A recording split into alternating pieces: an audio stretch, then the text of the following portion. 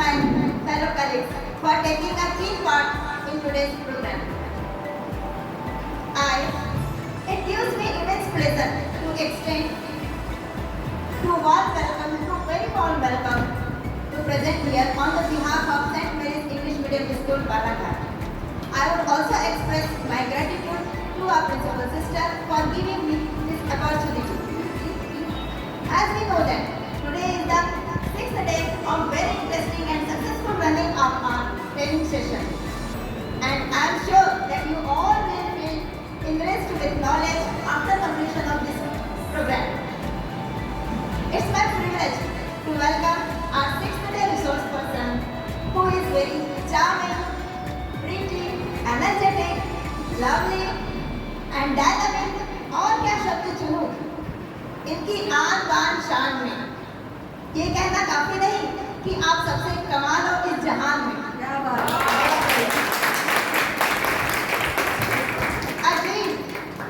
A dream doesn't become in reality through imaging. It takes efforts, sweat, determination and hard work. ये ऐसा भी कहा गया है खुशबू गुलों से उड़ा करती है खुशबू गुलों से उड़ा करती है धुआं पर्वत से उड़ा करते हैं कैचिया ये कैचिया क्या रोकेगी हमें उड़ने से परों से नहीं हम हौसलों से उड़ा करते हैं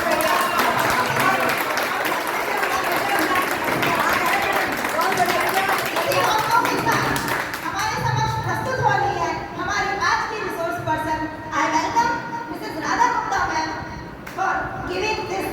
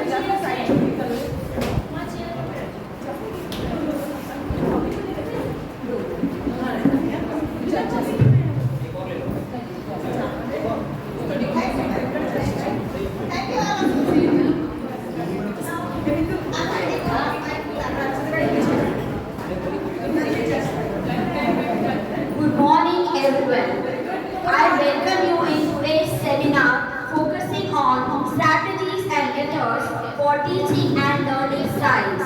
Today we will going to explore some practical and easy to implement methods to make the science teaching interesting.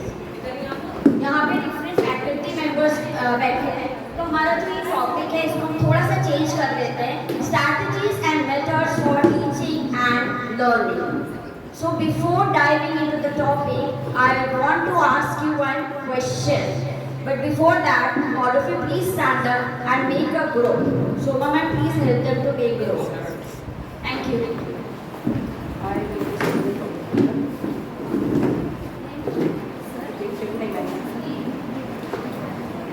Teachers, we will make 4 groups. That is love. To spread love. And already love is there. In here. Okay. So, 4 teams will be there. LOVE. So in one team, 10 teachers will be there. And we have 3 judges. Okay. At final, we will come to know which team has won the match. Not match. Okay. 1, 2, 3, 4, 5, 6, 7, 8, 9, 10. Come on, Miss Harita.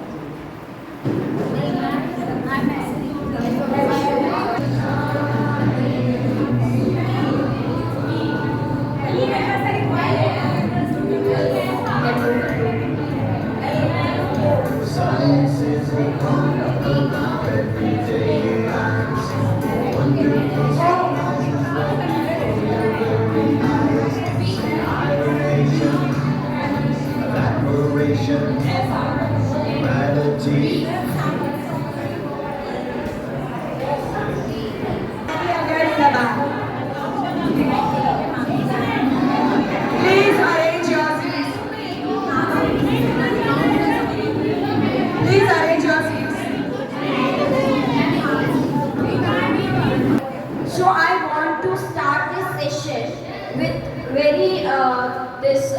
one question. What one quality do you believe is the most important to instill in students? Okay, you have to tell one quality, only one quality, nothing else. So we will come to team L first. Discuss, we will give you 30 seconds. Which one quality do you believe the most important to instill in students?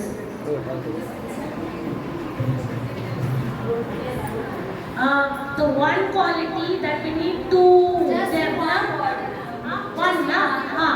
is curiosity. Because the more curious they will be, the more they will want to know. ऐसी कौन सी quality है जो आप बच्चों में सबसे पहले डालना चाहेंगे? Energy. Very good. Very good. Now we will come to V. Concentration. Yes. Good. And the last thing E. Okay. Very good. It should be there. आज हम देख रहे हैं कि बच्चों में honesty really नहीं है. Honesty. Now judges will give marks according to that. According to their reading, they will discuss among themselves and they will give marks.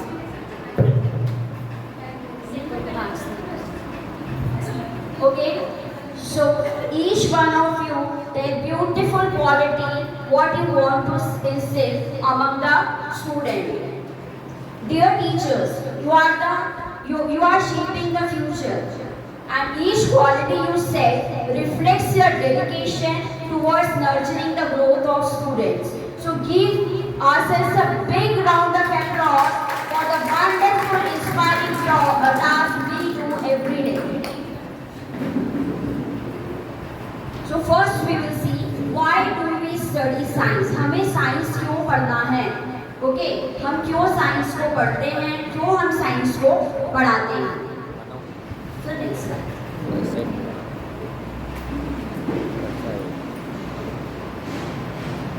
To foster curiosity. Blood red क्यों है? आसमान ब्लू क्यों है? पत्तियों का colour green क्यों है?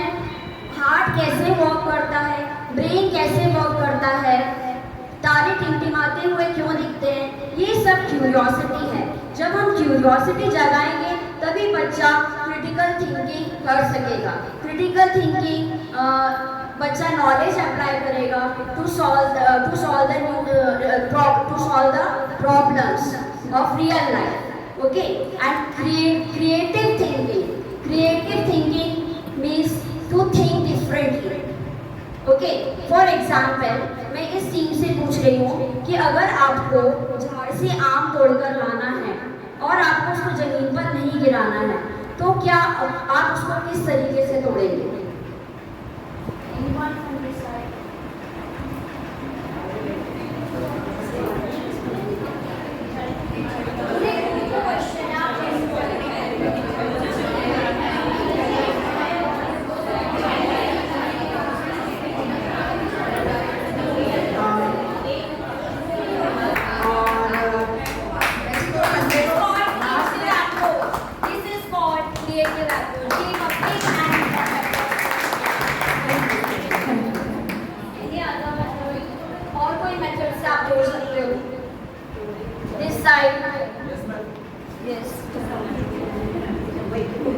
अगर जो पेड़ की डंगाल है जिसको अप्रोच किया जा सकता है तो उसे शेक करके भी गिराया जा सकता है और नीचे में कुछ नेट या फिर अपने चादर बिछा दिया जिसमें वो नीचे ना गिरे, ऐसे भी उसको अपन तोड़ सकते हैं. These are all creative ideas. ये ग्रुप किस तरीके से तोड़ेंगे? झाड़ पे बहुत ऊपर है सर आप. अब ऐसा कि सेम था मैंगो बास्केट बनाकर जो उसको अप्रोच करते हैं ना कि वो कुछ ऐसा फंसा देते हैं.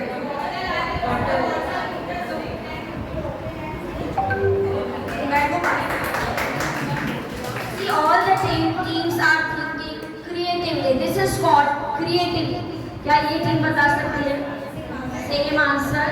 ओके, आपका टीम था, ठीक है. आप ये भी बोल सकते थे कि हम पिरामिड बनाएंगे और एक पिरामिड के ऊपर एक टीचर झाड़ पर चढ़ जाएगा वहाँ पे वो बैग में आम भरेगा और फिर वो नीचे आ जाएगा। Okay,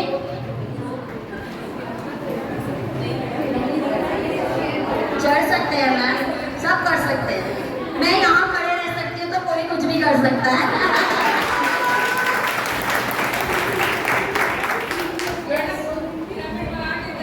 share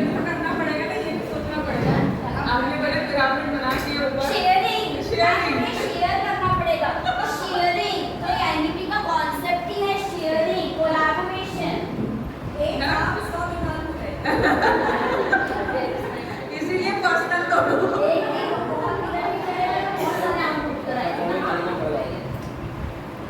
Okay, next is to develop scientific attitude, to develop scientific temperament.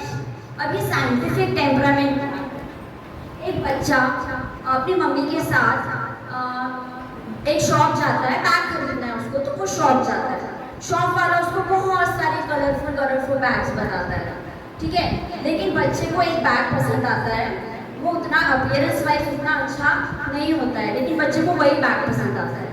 उसकी मम्मा उससे पूछती है कि बेटा इतने सुंदर बैग्स है, तुमने यही बैग को क्यों चुना? तो बच्चा कहता है मम्मी मैं इसका स्ट्रैप देख रहा हूँ, जो बच्चे यहाँ पे होल्ड करते हैं ना, मैं स्ट्रैप देख रहा हूँ, क्योंकि मेरे टीचर ने प्रेशर फोर्स और एरिया का रिलेशनशिप मुझे बताया है। उन्होंने कहा है कि अगर आप बैग के स्ट्रैप को अगर आप चौड़ा लेते हो तो बैग का प्रेशर शोल्डर्स पे कम आता है, मुझे बहुत ज़्यादा होल्ड करना रहता है, तो इसीलिए मैं ब्रॉड स्ट्रैप वाला बैग चुन रहा हूँ। This is called scientific attitude.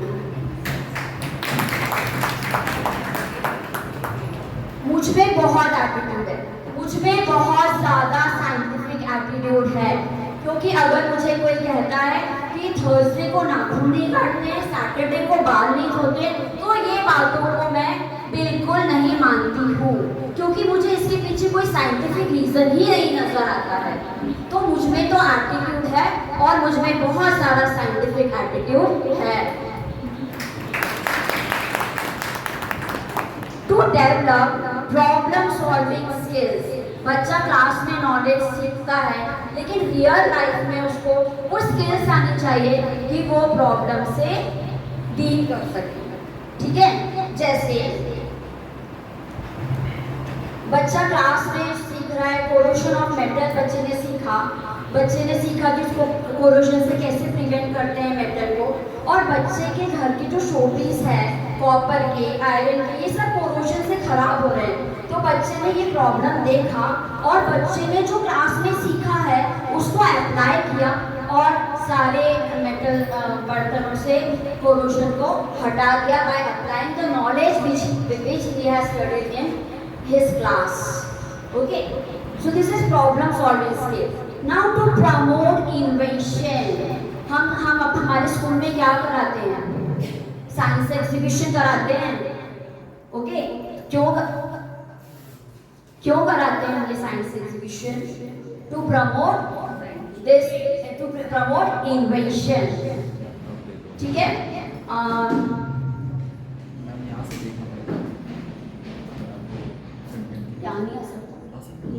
Laptop charging और ये सब कनेक्टेड है, निकाल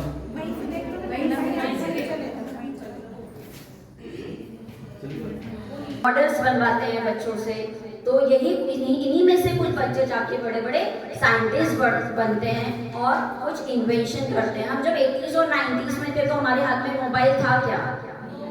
लेकिन आज तो हम एक सेकेंड भी मोबाइल के बिना नहीं रह सकते। ओके, और हम क्लास में बच्चों को पढ़ाते हैं साइंटिस्ट के, जैसे सर ने भी कल कहा था कि फेलियर्स के बारे में पढ़ाते हैं।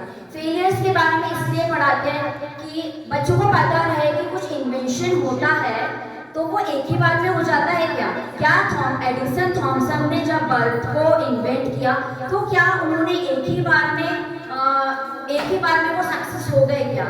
उनको बहुत सारे फेलियर्स उन्हें दिया और फिर जाके उनको सक्सेस मिली। तो हम क्लास में साइंटिस्ट के फेलियर्स भी पढ़ाते हैं। एक बार मुझे याद है, सुमा मैम को भी याद होगा, लास्ट ईयर कुछ बच्चों ने एक प्रोजेक्ट बनाया था, वो वर्क नहीं कर रहा था उनका। उन्होंने बहुत ज़्यादा स्ट्रगल की थी, बहुत ज़्यादा मेहनत की थी अपने प्रोजेक्ट पर। उन्होंने बार बार उसका मोटर बदल के देखा और उसमें कुछ कुछ अप्लायंसेस उन्होंने जोड़ के रखा था, तो उन्होंने बहुत ज़्यादा उसको ट्राई किया, बट वो उनसे नहीं हुआ।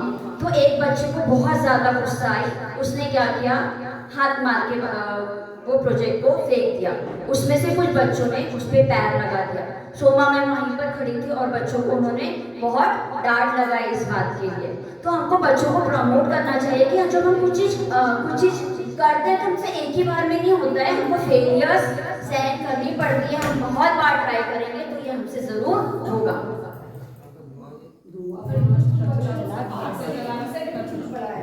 हाँ, पार्ट से कुछ क्लास में बनाकर बताया। Next is to know facts and principles of science and its application. जो बच्चा क्लास में जो फैक्ट्स पढ़ रहा है उसको रियल लाइफ में अप्लाई करना। फॉर एग्जाम्पल, अगर बच्चा क्लास में पढ़ता है कि acidity of the stomach, okay, बहुत ज़्यादा HCl सीक्रेट हो जाता है स्टमक में, तो एसिडिटी होती है, ओके। अब ये बच्चे ने जब ये रियल लाइफ में ये प्रॉब्लम को फेस किया तो उसने क्या किया, उसने बेकिंग सोडा लिया और उसमें सोडा वाटर बना के उसने पी लिया। उसने क्या किया, उसने क्लास में पढ़ा था, उसने वो उसको अप्लाई किया। एक बच्चे को मधुमक्खी काट लेती है, ठीक है, तो वो बच्चा जाकर उसमें एलम मल लेता है, बच्चा उस पर बेकिंग सोडा जाके मल लेता है। क्यों मल लेता है? क्योंकि उसको जब वो क्लास में था उसको टीचर ने सिखाया था कि मधुमक्खी का डंग जो होता है वो एसिडिक होता है, उसके ऊपर तुम बेस मल लोगे तो तुमको बहुत रिलीफ मिलेगा। तो वो बच्चा जो क्लास में सीख रहा है उसने उसको अप्लाई किया रियल सिचुएशन में, न्यू सिचुएशन में। Deep understanding of natural world. बच्चे के आसपास क्या है, human beings, animals, micro organisms, plants, हवा, चांद, सितारे, so many things. So deep understanding of these things to contribute to society with advancement and sustainable development. Sustainable development is very necessary. Sustainable development means advancement, development, but without causing harm to the environment. Okay, तो हमको अभी at present इतना global warming, इतना pollution बढ़ रहा है, तो हमको एडवांसमेंट तो चाहिए, बट हमको कैसा एडवांसमेंट चाहिए, sustainable advancement. To acquire professional skills. Science पढ़कर ही बच्चा डॉक्टर बनेगा, साइंटिस्ट बनेगा, इंजीनियर बनेगा और भी बहुत सारे इससे रिलेटेड फील्ड्स हैं। So to acquire the professional skills. इसके अलावा भी बहुत सारे हमारे एम्स होते हैं साइंस के, and to fulfil all this aims we need methods, we need strategies with specific learning of our objective and specific learning outcomes. So please move the slide. Okay. So what is learning objectives? Learning objective means what learners are expected to do by the end of the activity or lesson. आपने एक lesson पढ़ा था तो बच्चा आप बच्चे से क्या एक्सपेक्ट कर रहे हो वो लेसन पढ़ने के बाद। Then learning outcome, what learners actually achieve by the end of the lesson or by the end of the activity. तो हम लेसन प्लान में ये ज़रूर लिखते हैं। हमारा जो NUT है वो लर्निंग आउटकम को बहुत ज़्यादा आजकल स्ट्रेस दे रहा है, लर्निंग ऑब्जेक्टिव से ज़्यादा लर्निंग आउटकम को स्ट्रेस दे रहा है। तो learning objective, when you frame learning objective should be smart. Now what do you mean by smart? You include 5 elements in your learning outcome. Sir, please move the slide. आप जब भी learning outcome frame करते हो आपको ये 5 elements ज़रूर से आपको ऐड करना है जब भी आप इसको फ्रेम करते हो। अभी लर्निंग ऑब्जेक्टिव्स, ये what are the characteristics of good learning outcomes. So it should be specific. It should be specific means it should be goal oriented. What learner will be able to achieve by the end of the activity. Then it should be measurable. आपने जो goal set किया है वो measurable भी हो और achievable भी हो, observable भी हो, ठीक है? Then attainable means it should be achievable. आप उसको अचीव कर सको, आपको ऐसा गोल सेट करना है. Then relevant, it should be relevant as per their age, capabilities and need. ऐसा आपको गोल सेट करना है. Time based, वो एक टाइम बाउंडेड गोल होना चाहिए, ठीक है? तो एक छोटे से एग्जाम्पल के जरिए हम ये स्मार्ट लर्निंग आउटकम समझते हैं। आवाज आ रही है वहाँ? Students will be able to explain different processes involved in water cycle. Okay, तो क्या ये लर्निंग आउटकम स्पेसिफिक है? क्या ये लर्निंग आउटकम स्पेसिफिक है? Yes, it is specific because the word explain exactly says what learner will be able to do. So it is specific. क्या वो measurable है? तो जो explanation है वो आप उसको observe भी कर सकते हो, आप उसको measure भी कर सकते हो, तो वो measurable भी है. क्या वो achievable है? तो अगर आप उसको proper instruction दे रहे हो, with the help of proper instruction, proper guidance, with the help of proper hands-on activity, you can achieve this goal. So it is achievable. Then relevant. क्या ये वाला goal relevant है? This goal is relevant to middle class students. Okay, but the same learning outcome is not relevant to foundational classes. अगर आप water cycle को foundational classes में जाके बताओगे तो उनको कुछ समझ में नहीं आएगा. क्या ये टाइम बाउंड है? जो भी मैंने लर्निंग आउटकम बोला, क्या वो टाइम बेस्ड टाइम फ्रेम था? वो टाइम फ्रेम नहीं था. उसको हम टाइम फ्रेम करने के लिए हम उसको क्या बोल सकते हैं? By the end of the activity और by the end of the lesson, student will be able to explain the different processes involved in water cycle. Okay, so next, so learning outcome. In 1956, Benjamin Bloom divided the learning outcomes into these three domains. Okay, what are these three domains? Cognitive domain, psychomotor domain, and affective domain. ठीक है, पहले हम देखते हैं cognitive domain क्या है. Cognitive domain involves thinking skill, critical thinking. Brain is involved here, creative thinking, critical thinking, knowledge.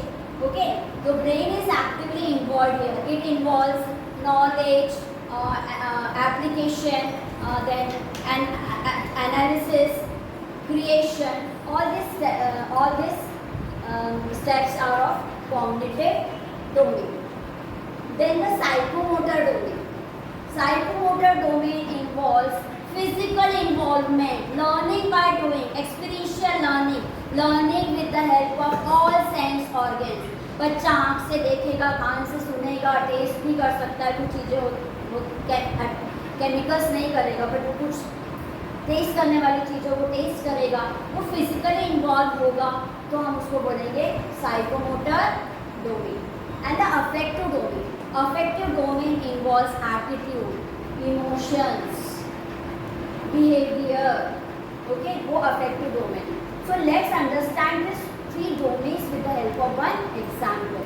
यहाँ पर कुछ दिन पहले कोई कह रहा था कि हमने स्विमिंग सीखा है समर्स में. नीता मैम. ओके, नीता मैम, आपने स्विमिंग सीखा, तो आप सबसे पहले आपने क्या किया? स्विमिंग सीखना चाहते थे तो आपने क्या किया उसके लिए? आप डायरेक्ट पानी में तो नहीं कूद गए होंगे ना? हाँ, करेक्ट. मैम को कुछ इंस्ट्रक्शन इंस्ट्रक्शंस मिले थे। ऑफकोर्स इंस्ट्रक्शन मिले हैं तो कोई इंस्ट्रक्टर ही होगा आपका कोई टीचर ही होगा, टीचर नहीं कोई रिलेटिव होगा। ओके ओके तो इनकी इंस्ट्रक्टर ने उनको पहले क्या सिखाया, how to swim in water, how to breathe in water, what precautions you have to take while you are in water. तो सबसे पहले तो इन्होंने यही सीखा है, ठीक है। तो ये इनका क्या है, ये इनका कॉग्निटिव डोमेन है, ठीक है। फिर इनको लगा, फिर इन्होंने क्या किया, जब सारा कुछ सीख लिया फिर ये फिजिकली पानी में उतरे, ठीक है, हाथ पैर मारा एंड जो उन्होंने सीखा था सारे प्रिकॉशंस कैसे तैरना है वो सब कुछ जाकर पानी में इन्होंने अप्लाई किया। ये इनका क्या है, साइकोमोटर डोमेन। अब अफेक्टिव डोमेन क्या है, अब मैम बहुत अच्छे से मैम सीख गए, आप नहीं सीख पाए, ओके हम ठीक है। अब अगर कोई बच्चा या कोई इंसान स्विमिंग सीख जाता है तो वो क्या करेगा, बहुत एंजॉय करेगा स्विमिंग, है ना। अब उसको इंस्ट्रक्टर की ज़रूरत है नहीं है, ओके। वो उसमें कॉन्फिडेंस आ गया है and he will enjoy swimming freely independently without the help of instructor, okay. So यही एक 3 डोमेन में मैंने आपको एक एग्जाम्पल दे दिया, ये 3 डोमेन आपको समझाया, ओके। अब होता यूँ है जब हम प्लानिंग करते हैं, लेसन प्लान करते हैं, हम बहुत अच्छे से कॉग्निटिव डोमेन को हम प्लान कर लेते हैं। हमारे लेसन प्लान में हम बहुत अच्छे तरीके से कॉग्निटिव डोमेन को हम प्लान कर लेते हैं, हम बहुत अच्छे से हम अपने साइकोमोटर को भी प्लान कर लेते हैं, एक्टिविटीज़ को हम प्लान कर लेते हैं, लेकिन हमसे कहीं ना कहीं अफेक्टिव डोमेन मिस हो जाता है, ठीक है।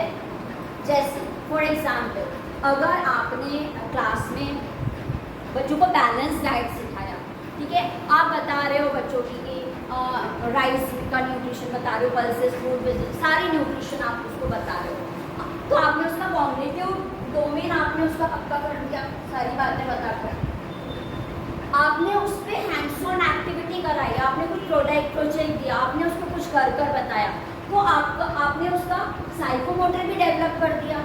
आपके प्लान में कॉग्निटिव डोमेन आ गया, आपके प्लान में साइकोमोटर डोमेन भी आ गया, लेकिन वो बच्चा तो डेली घर में जाकर पिज़्ज़ा की डिमांड कर रहा है, कोल्ड ड्रिंक्स की डिमांड कर रहा है, वो जंक फूड के अलावा कुछ खा ही नहीं रहा है, तो क्या आपने अफेक्टिव डोमेन को फुलफिल किया? तो जब भी हम लेसन प्लान करते हैं तो किस तरीके से करना है कि हम ये सारे डोमेन्स को इंक्लूड करें, ओके। आप क्लास में पढ़ाते हो कंजर्वेशन ऑफ एनर्जी, बड़े मज़े से बच्चे सुनते हैं कंजर्वेशन ऑफ एनर्जी, उसमें क्या करना है आप सब कुछ बताते हो, आप उस पर हैंड्स ऑन एक्टिविटी भी आप बच्चों को कराते हो, ठीक है, लेकिन वो बच्चा बहुत इंसेंसिटिव है, वो तो बहुत वाटर वेस्टेज कर रहा है, वो तो बहुत इलेक्ट्रिसिटी वेस्टेज कर रहा है, तो फिर आपका अफेक्टिव डोमेन कहाँ गया, okay. So teachers most of the time we fail to fulfil this affective domain. तो नेक्स्ट टाइम से जब भी हम लेसन प्लान करें हमको अफेक्टिव डोमेन को ध्यान में रखते हुए ही प्लान करना है, ओके। तो सॉल्यूशन कैसे कर सकते हैं अगर वैल्यूज लेसन के साथ साथ आप वैल्यूज भी इंकलकेट कर रहे हो, आप कुछ पढ़ा रहे हो, जैसे आप इलेक्ट्रिसिटी या जो भी आपका चैप्टर है तो उसके साथ उनको वैल्यूज इंकलकेट कराइए और प्रैक्टिस कराइए। जब आप क्लास के बाहर निकल रहे गेम्स के लिए जा रहे हैं या आप पूरा क्लास जब खत्म हो रहा है सब बाहर जा रहे हैं, उन्हीं से लाइफ फैन बंद कराइए। घर में भी अपने बच्चों को यही हैबिट डालिए, उसकी इम्पोर्टेंस बताइए, तो धीरे धीरे प्रैक्टिस करेगा बच्चा और ये वाली वैल्यूज में इंकलकेट हो जाएगी, ओके। बच्चा जानता सब कुछ है लेकिन करना नहीं चाहता, वो प्रैक्टिस की कमी है, वो हमारे तरफ से एज अ टीचर हमारे तरफ से भी कमी है, क्योंकि इतना कोर्स होता है तो हम कॉग्निटिव और साइकोमोटर पे तो बहुत ध्यान दे देते हैं। वही तो मैं बता रही हूँ, हमसे ये मिस हो रहा है सर, हमसे ये चीज़ मिस हो रही है और हमको ये चीज़ को छोड़ना नहीं है, because all this 3 domains are interlinked. क्या फ़ायदा आपके पढ़ाने का कि अगर वो बच्चे में आपने बहुत ज़्यादा thinking ability, critical ability develop कर दिया, आपने उसमें साइकोमोटर एबिलिटी भी आपने उसके ऊपर डेवलप कर दिया, तो आपके पढ़ाने का क्या मतलब अगर उसको अफेक्टिव डोमेन नहीं है, उसमें वैल्यूज़ नहीं है, उसमें इमोशन इमोशंस नहीं है, तो ये तो मिस हो गया। तो आपका cognitive domain and psycho domain दोनों फेल। Okay, next. ओके, तो cognitive domain is the thinking skill, और इसमें क्या इन्वॉल्व है? ब्रेन। अफेक्टिव डोमेन, इसमें क्या है? इमोशंस है, वैल्यूज है, तो इसके लिए क्या इसमें क्या इन्वॉल्व है? Heart. Okay, psychomotor domain, learning by doing, learning bye experiential learning, तो इसमें क्या क्या आपका कौन सा पार्ट आपका इन्वॉल्व है? All part, body part, all sense organs. Okay, this cognitive domain in 1956 Benjamin Bloom, okay, he divided the cognitive domain into 6 tiers. 6 tiers में उन्होंने डिवाइड किया: knowledge, comprehension, application, analysis, synthesis and evaluation. और उसका order कैसे किया? लो to high, उसकी complexity के हिसाब से उसको अरेंज किया। तो ये जो नीचे वाले जो है knowledge, comprehension, application, these are lots. Lots means low order thinking skills, और एनालिसिस, सिंथेसिस और इवैल्यूएशन को उन्होंने क्या बोला कि ये क्या है? Hot set, higher order thinking skills. Then one of the student of Benjamin Bloom, his name was Lauren Anderson. Okay, he made 2 changes in 2001. He revisited the cognitive domain and he made 2 changes. क्या 2 changes किया? सबसे पहले तो ये levels के नाम उन्होंने verb form में, एक्शन वर्ब फॉर्म में लेकर आ गए, नाउन से वर्ब फॉर्म में लेकर आ गए। ओके, एक्शन वर्ब फॉर्म में लेकर आ गए। और दूसरा यहाँ पे आपको थोड़ा सा रीअरेंजमेंट दिख रहा होगा, है ना? क्या चीज़ ऊपर चला गया? क्रिएशन ऊपर चला गया, थ्री सर्कल्स लगा दिए। ओके, आपको करना क्या है? मैं आपको एक लर्निंग ऑब्जेक्टिव यहाँ पर पढ़कर बताऊंगी। आपको बताना है कि वो किस डोमेन को बिलोंग करते हैं। ठीक है, आपको क्या बताना है? वो किस डोमेन को belong. Physical involvement, what is affective domain? To be able to separate metallic things from non-metallic things out of the given vessel. बच्चा metallic, non-metallic चीजों को छांट रहा है। जल्दी करें। ये 3 मिनट्स में से आंसर है क्या? बस कॉग्निटिव डोमेन। ये भी मतलब बता पाए तो ये बहुत होने वाला है, इसको चलेगा। कौन सा साइकिल करना चाहते हैं? आप ऑप्शन ही कंफ्यूज कर रहे हैं।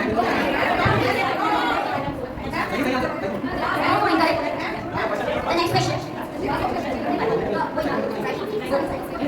Okay, next question. Put in B. Okay. Okay, for OT, limit the use of carbonated drink after learning about their acidic nature. बच्चे को जब पता लगा कि कार्बोनेट ड्रिंक एसिडिक है तो उसने थोड़ा पीना कम कर दिया, लिमिट में लेकर आ गया।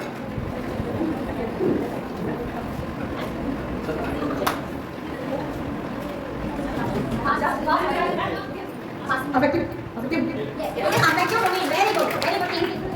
Team O, it is affective domain. Value in करके करिए। Okay, next to this team, compare and contrast manual and fertilizers. Yes, it is cognitive.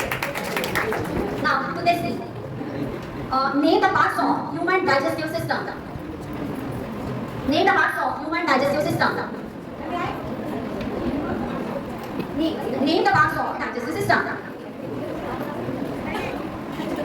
First, yes, very good. It's cognitive. One more question, G1. Stop using plastic after knowing that they are non-biodegradable. बच्चे ने plastic use करना छोड़ दिया जब उसे ये पता लगा कि ये non-biodegradable है. Affective, very good. Affective domain. To this group, student will be able to explain photosynthesis.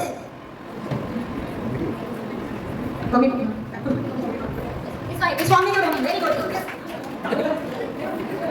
Okay. To this group now, students follow the guideline given by the teacher. Students follows the guideline given by the teacher.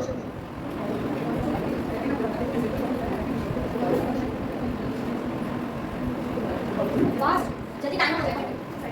Psychomotor. No, it's affective domain. बच्चा follow करता है, बच्चे में values है। Picture the experiment. Okay, set up the experiment to show that sunlight is necessary for photosynthesis. To set the experiment to show that sunlight is necessary for photosynthesis.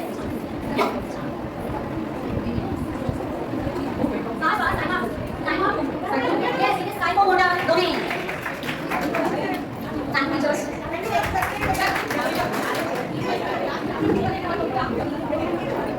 Sir, please move the next slide. This 21st century competency skills.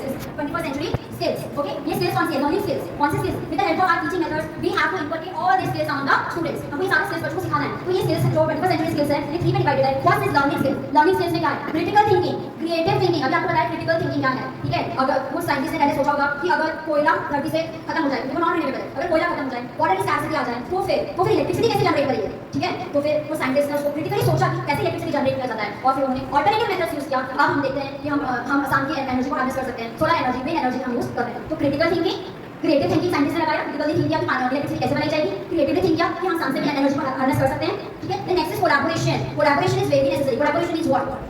Team work. हम हमारे school में बहुत सारे programmes कराते हैं, ठीक है? जो बच्चे बहुत अच्छा गाते हैं उनको सिंगिंग में देते हैं, जो बच्चा अच्छा डांस करता है उसको डांस में ले लेते हैं, जो बहुत अच्छा वक्ता है, बहुत अच्छा बोलते हैं उनको हम एंकरिंग में ले लेते हैं. और इस प्रकार पूरे प्रोग्राम को कैसे बना देते हैं?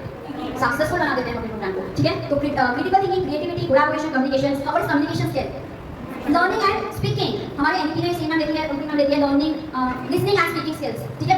For what? To develop this communication skills among the student. Okay, next is literary skills. Literary skills में क्या है? Information, media, technology, computational skills, math skills, science skills. Okay, literary skills. The next one is life skills, मतलब values जैसे flexibility, leadership, initiative, productivity and social skills. Okay, so this one next slide.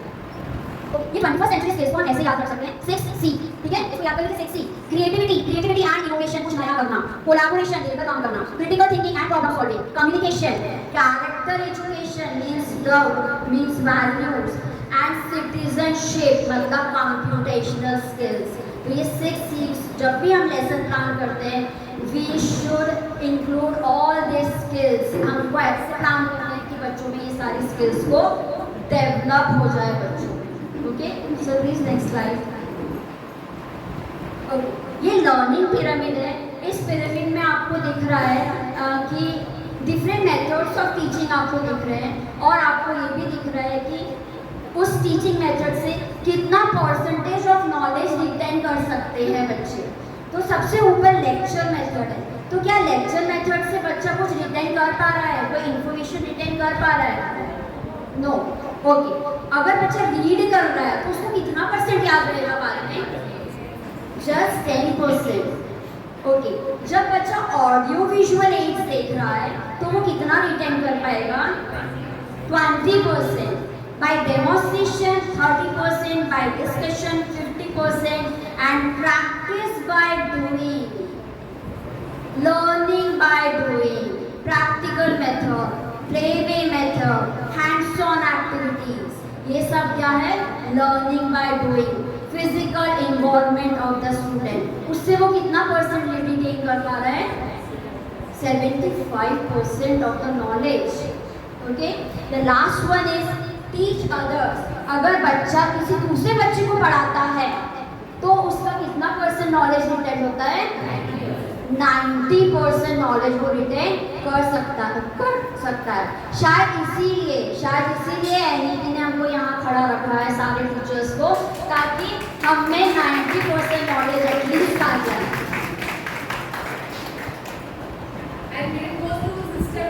Yes, thanks sister power. Okay, तो हम class में जो teaching बच्चों को जब हम सिटिंग अरेंजमेंट करते हैं क्लास में, तो मैंने सारे क्लासेस में देखा है. कुछ क्लासेस में मैं पढ़ाती हूँ, कुछ में मेरा अरेंजमेंट लगता है. तो मैंने सारे क्लासेस में एक चीज़ नोटिस की है कि हमारे टीचर्स बच्चों को कैसे बिठाते हैं. कुछ वीक स्टूडेंट्स के साथ होशियार बच्चे को मिक्स कर बिठाते हैं. होशियार और थोड़े से वीक बच्चे को मिक्स करके बिठाने से क्या होगा? होशियार बच्चा क्या करेगा? तो वो students gate mutually benefited from one another. जो होशियार बच्चा है उसका 90% नॉलेज रिटेन होगा, और जो वीक बच्चा है उसको तो नॉलेज मिल ही रहा है, प्लस जो वीक बच्चे होते हैं वो बहुत शाय बच्चे बच्चे होते हैं बहुत हेजिटेट होते हैं वो कि मुझे कुछ नहीं आता, अगर मैंने ये क्वेश्चन पूछ लिया तो सारे बच्चे हंसेंगे कि इसको तो बेसिक नॉलेज भी नहीं पता। लेकिन ये वाली बात जो बेसिक नॉलेज वाली बात है वो अपने फ्रेंड से बहुत अच्छी तरीके से वो पूछ सकता है और उसका डाउट क्लियर हो सकता है। तो हम ऐसे सिटिंग अरेंजमेंट करके हम दोनों का भला करेंगे। They both the students get benefited, they get mutually benefited from one another. So next. Okay, जैसे यहाँ पर बहुत टीचर्स ने आके बोला कि क्लास में सारे बच्चे सेम नहीं होते। कुछ बच्चे विजुअल लर्नर्स होते हैं जो देखकर समझते हैं, कुछ बच्चे ऑडिटरी होते हैं जो सुनकर बोलकर सीखते हैं, और बहुत सारे बच्चे ऐसे होते हैं जो काइनेस्थेटिक लर्नर होते हैं। बहुत बच्चे ऐसे होते हैं जो काइनेस्थेटिक लर्नर होते हैं। Pressure is defined as force per unit area. Ma'am, आपको क्या समझा इसमें? No problem. सर, आपको क्या समझा?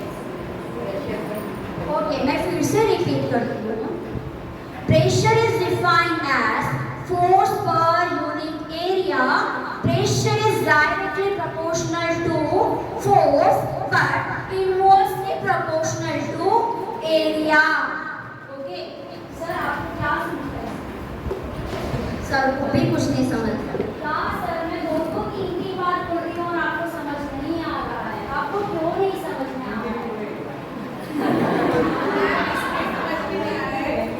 क्योंकि हम अब इसको सीखेंगे learning by doing. You all are kinesthetic learner. हमको जो टीचर बोल रही है, वर्बली जो टीचर बोल रही है, हमको नहीं समझ में आ रहा है। Teacher, ma'am please right the formula. Soma ma'am please right the formula. हमको टीचर दिखा रही है, हमको नहीं समझ आ रहा है, लेकिन हम करेंगे तो हम समझ जाएंगे। तो ये वाला कॉन्सेप्ट हम पूरे क्लास को समझा देंगे।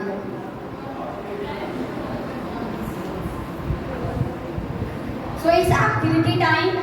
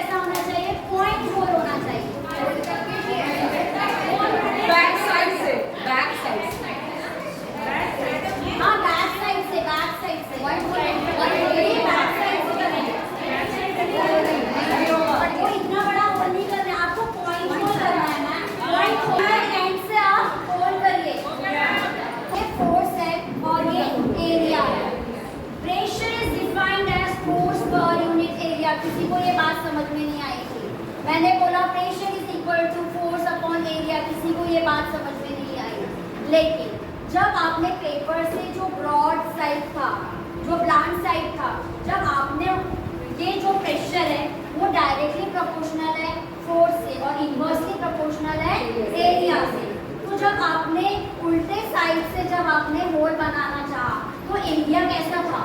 प्लांट वाले साइड का एरिया कैसा था? बड़ा था। तो ये इनवर्सली प्रोपोर्शन है। तो अगर ये एरिया बड़ा तो प्रेशर कैसा हो जाएगा? प्रेशर कम हो जाएगा। इसीलिए आपसे वो नहीं बन रहा था। फिर जब आपने पॉइंटेड साइड लिया तो फिर एरिया कैसा था? पहली बार में आपका एरिया कम था, पहली बार में आपका एरिया ज़्यादा था तो प्रेशर कम हुआ, इसीलिए आप उसमें ब्रेक नहीं कर पाए। दूसरे समय आपने क्या किया? आपका पॉइंटेड एंड से किया तो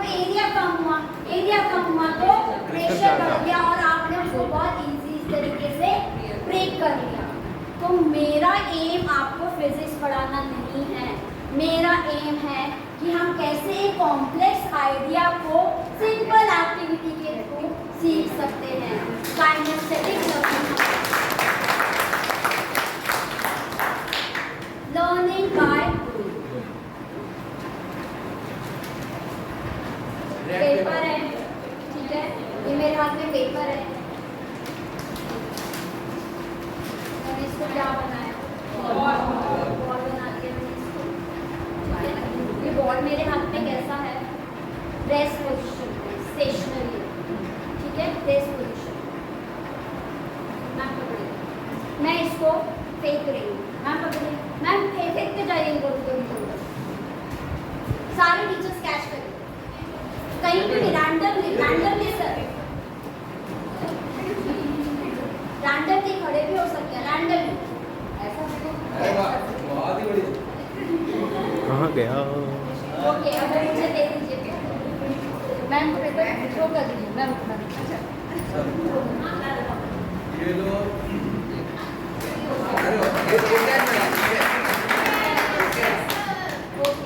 इससे हमने एक बहुत छोटा सा फिजिक्स का कांसेप्ट सीखा, ठीक है। हमने फोर्स अप्लाई किया और हमने उसको जो रेक्टेंगुलर पेपर था हमने उसको शेप चेंज कर दिया, हमने उसको बॉल बना दिया।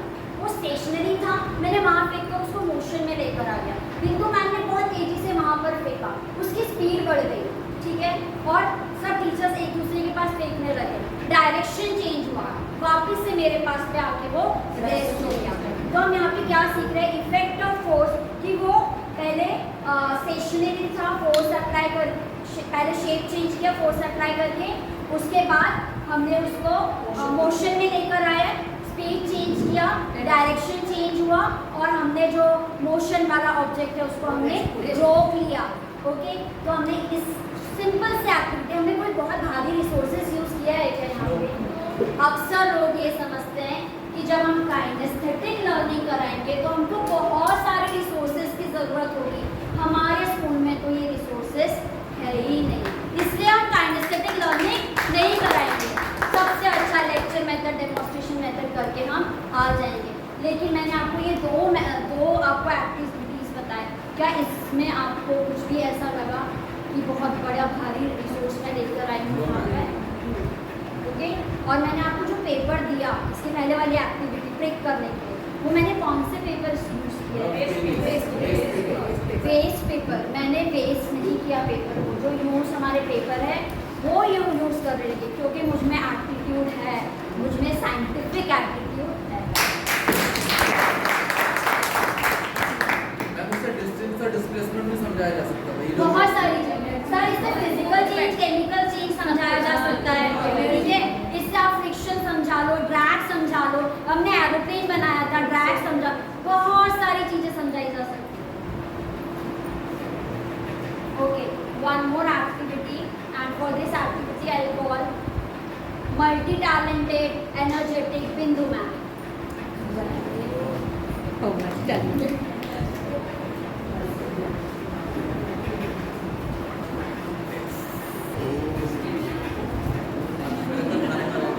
ये मैं टीचर का फिजिकल इन्फॉर्मेट जो मैं पढ़ा रही हूँ, मैं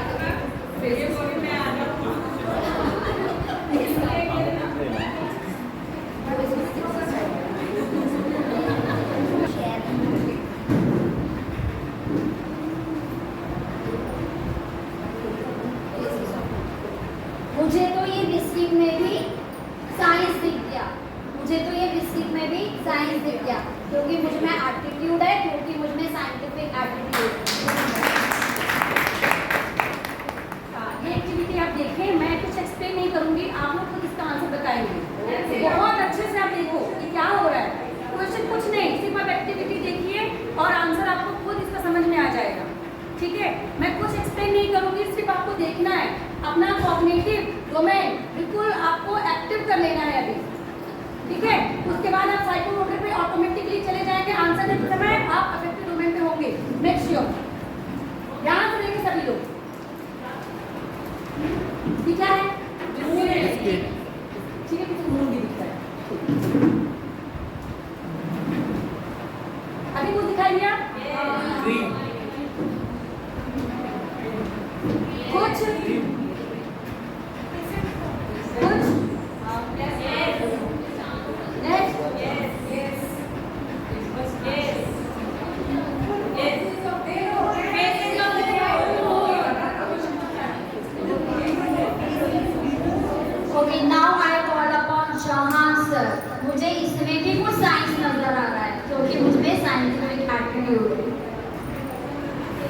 यह बिस्किट, और अगर आप इसको नजदीक से देखेंगे तो आप देख पाएंगे कि इसमें कुछ लाइंस बनी हुई हैं। यस, आई थिंक आप समझ गए कि मैं क्या समझाना चाह रहा हूँ। ये अगर अर्थ मॉडल है, सो ये जो लाइंस हैं ये लैटिट्यूड को शो कर रही है यहाँ पे। सर एक मिनट, कल सर ने बहुत अच्छे तरीके से समझाया था कि ट्रॉपिक ऑफ कैप्रिकॉर्न। तो आप मुझे बताइए क्या है tropic of cancer northern hemisphere में आएगा कि सदर्न हेमिस्फीयर में आएगा? मैं बात कर रही हूँ कैप्रिकॉर्न की। सदर्न हेमिस्फीयर में आएगा। आपको कैसे याद है कि वो सदर्न हेमिस्फीयर में आएगा? सर ने बहुत अच्छी ट्रिक बताई। सर ने बताया सर ने बहुत अच्छी ट्रिक बताई। सर ने ट्रिक बताई कि कैप्री कहाँ पहनते हैं? बॉटम में। इसलिए लर्न रहा कि topic of Capricorn thank you sir, thank you very much. हमारे क्लास में बहुत सारे डिफरेंट टाइप्स के बच्चे होते हैं। हमने इसके पहले भी बहुत बार देखा है कि डिफरेंट बैकग्राउंड्स के होते हैं।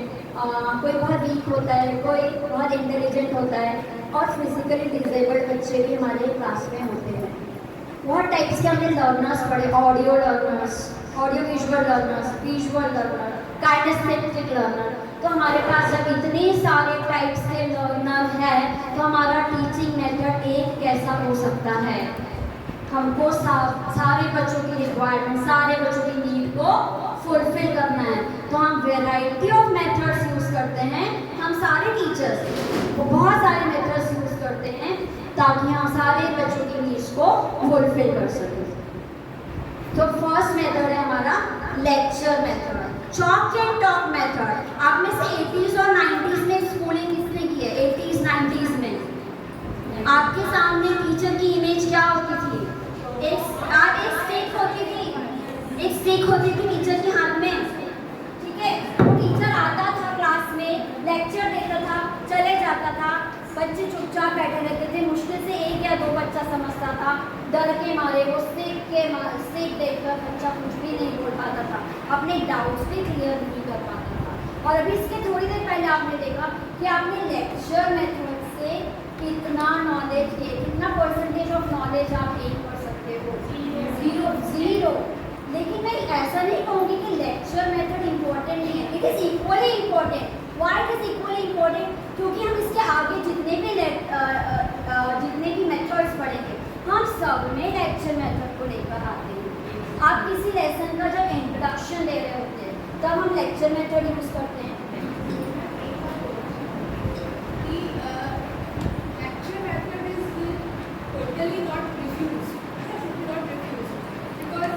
वही मैं कह रही थी।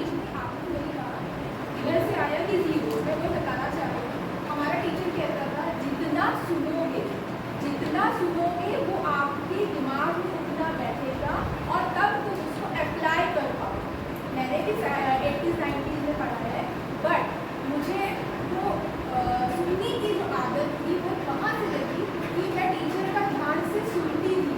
मैम आप ऑडियो लर्नर है, लेकिन हर कोई ऑडियो लर्नर नहीं होता है। आपको एक्सप्लेन करना कि आज के बच्चे को भी लेक्चर मेथड को अडॉप्ट करना पड़ेगा। जितना वो सुनेगा उतना वो दिमाग में रखेगा और फिर अप्लाई कर पाएगा। यस है ना? आज हम जब पढ़ा रहे हैं तो उसी टीचर को हम फॉलो करते हैं जिसको हमने सुना है ना? उसको इमेजिन करके ही हम फॉलो करते हैं।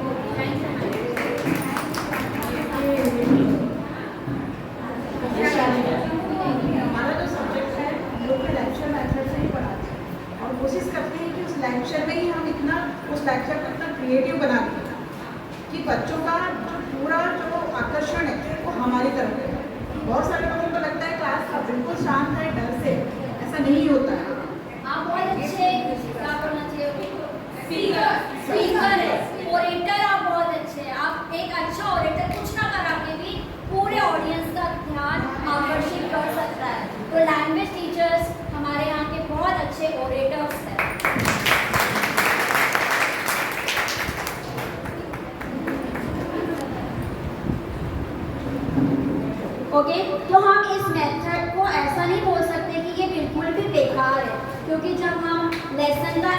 इंस्ट्रक्शन देते हैं हम यही मेथड यूज करते हैं, जब हम बैकग्राउंड इंफॉर्मेशन देते हैं तब हम यही मेथड यूज करते हैं, जब हम किसी दूसरे मेथड के लिए कोई प्रैक्टिकल के लिए हम इंस्ट्रक्शन देते हैं तब हम यही मेथड यूज करते हैं, जब हम टॉपिक को समराइज करते हैं तब भी हम यही मेथड यूज करते हैं। ओके, तो ये भी इक्वली इम्पोर्टेंट है हमारे लिए, हम ये यूज करते हैं। नेक्स्ट सर आगे बढ़ा दीजिए। ओके चलो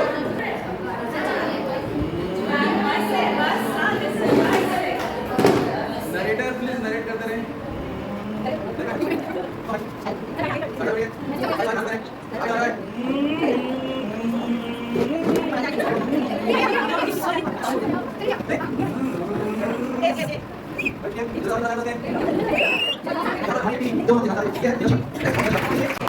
सिखाते हैं कि जब एक गाड़ी चलती है तो उस पर बैठे हुए पैसेंजर किस डायरेक्शन में मूव करते हैं।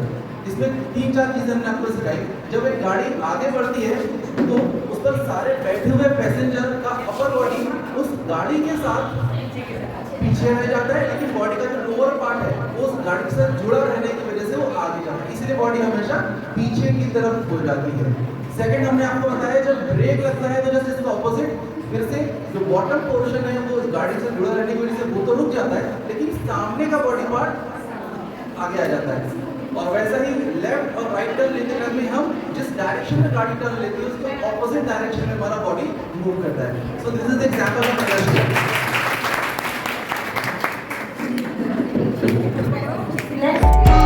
Beautiful morning to one and all present. I, Monali Vishwakarma, on behalf of St. Mary's School, is here to propose vote of thanks. First of all, I would like to say a big thank you to our today's resource person, Mrs. Lata. So, ma'am, thank you very much for today's energetic session. Ma'am, your way of presentation was really commendable. We have learned a lot about on today's topic, that is strategies and method for teaching and learning science. Thank you, ma'am, for giving us your precious time. I extend my sincere thanks to our principal for arranging a knowledgeable session for all of us. A heartfelt thanks to all the participants for making this session more successful. A special thanks to our media in charge, Chauhan sir, Amit sir, and Pramod sir. I think they deserve a big round of applause because they all are working very hard for past few days. So thank you, sir. At last, I will conclude my words by thanking